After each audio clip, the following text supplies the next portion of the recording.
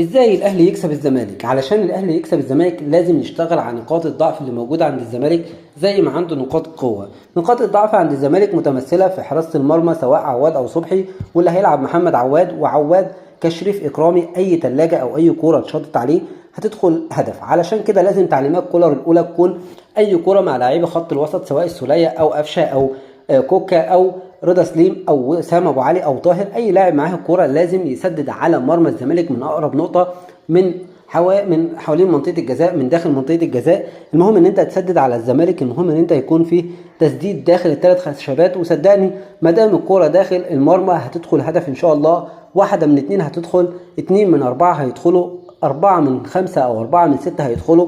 صدقني كل ما هتسدد أكتر على منطقة الجزاء بإتقان على منطقة أو في داخل منطقة أو على الثلاث خشبات هتسجل أهداف. لازم الأهلي يحط في حساباته كده